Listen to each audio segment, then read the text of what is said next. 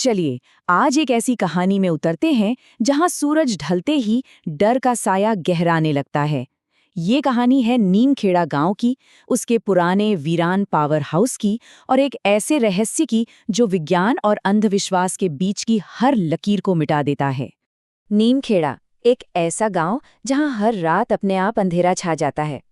अब सोचिए, शहर से एक इंजीनियर समीर इस अजीबोगरीब प्रॉब्लम को ठीक करने आता है और गांव वाले उसे क्या कहते हैं, यही कि यहाँ बिजली काटी नहीं जाती, वो खुद चली जाती है। तो मतलब साफ है, ये मामला किसी मामूली तकनीकी खराबी का तो बिल्कुल नहीं है। सवाल ये है कि इस अंधेरे के पीछे आखिर कौन सी ताकत छिपी है। और कहानी के सेंटर में है हमारा हीरो समीर, एक यंग प्रैक्टिकल इंजीनियर जिसे लगता है कि भाई हर प्रॉब्लम का कोई ना कोई लॉजिकल सॉल्यूशन तो होता ही है। लेकिन नीमखेड़ा सिर्फ एक प्रॉब्लम नहीं है, ये उसकी पूरी सोच के लिए एक बहुत बड़ी चुनौती है। और यहीं आकर दो दुनियाएं आपस में टकराती हैं। एक तरफ समीर की मॉडर्न सोच है जो कहती है अरे या तो कोई तार ढीला होगा या फिर ट्रांसफॉर्मर पुराना हो गया होगा, और दूसरी तरफ गांव वालों का सदियों पुराना डर जो चीख चीख कर कहता है कि वो पावर हाउस वो सिर्फ एक बिल्डिंग नहीं, वो चलती फिरती परछाइयों और मौत के दरवाजे का घर है। जाहिर है समीर इन सारी चेतावनियों को अंधविश्वास मानकर हंस देता है। उसे लगता है ये सब काम से बचने के बहाने हैं और कुछ नहीं, और वो फैसला कर लेता है अगली सुबह वो अकेले ही इस तथाकथित रहस्य से पर्दा उठाकर रहेगा। लेकिन उस रात जब समीर सोने की कोशिश करता है तो अजीब अजीब सी आवाजें उसे सोने नहीं देती।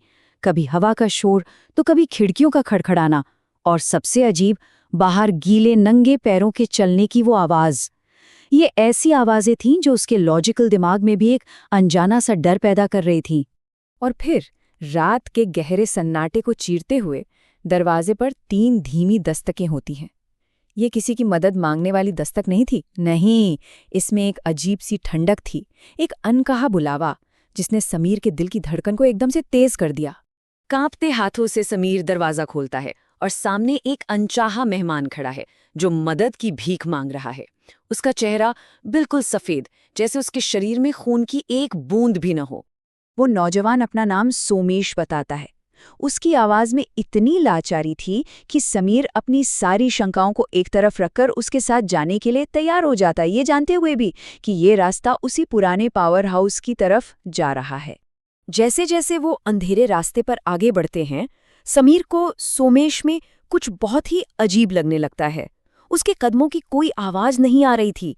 ऐसा लग रहा था जैसे वो जमीन पर चल नहीं रहा बल्कि हवा में तैर रहा हो, और वो समीर को एक सुनसान घने पेड़ों वाले रास्ते पर ले जा रहा था। रास्ते के बीचों बीच समीर को साफ साफ महसूस होता है कि कोई उन्हें देख रहा है। झाड़ियों के पीछे से 2 आंखें उसे घूरती हैं और एक ठंडी सी फुसफुसाहट कानों में पड़ती है। एक और शिकार। अब समीर का शक यकीन में बदल चुका था कि वो एक जाल में फंस रहा है। आखिरकार वो एक टूटे फूटे घर के पास पहुंचते हैं जिसके ठीक बाहर बिजली का एक खंभा गिरा पड़ा है, और हवा में सड़न की एक ऐसी तेज बदबू थी कि सांस लेना भी मुश्किल हो रहा था। और उस घर के अंदर से एक भूतिया आवाज उस रात की कहानी सुनाती है। ये सिर्फ एक हादसा नहीं था, ये सरासर लापरवाही थी। 2 साल पहले जब बिजली का खंभा गिरने से सुमेश को करंट लगा था तो गांव वाले बस तमाशा देखते रहे, और जब उसकी माँ उसे बचाने दौड़ी तो वो भी उस करंट की चपेट में आ गई। वो आत्माएं समीर को बताती हैं कि उनका गुस्सा उससे नहीं है, उनका गुस्सा तो उस सिस्टम से है जो उनकी दर्दनाक मौत को यूं ही भूल गया। समीर अब सिर्फ एक इंजीनियर नहीं था, वो उस पूरे सिस्टम का चेहरा बन चुका था जिसने उन्हें नजरअंदाज किया, और अब उस सिस्टम को कीमत चुकानी होगी। और फिर कहानी का सबसे खौफनाक सच सामने आता है।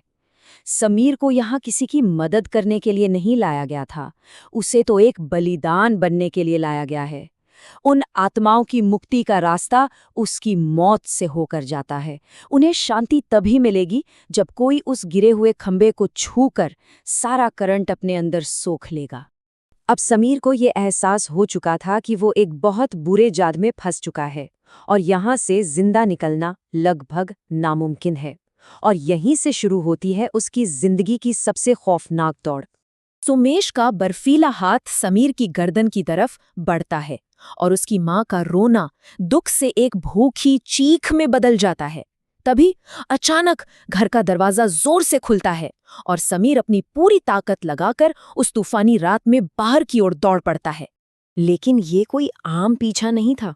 वो रास्ता एक भूल भुलैया की तरह था जो उसे बार बार घुमाकर उसी घर की तरफ ले आता था।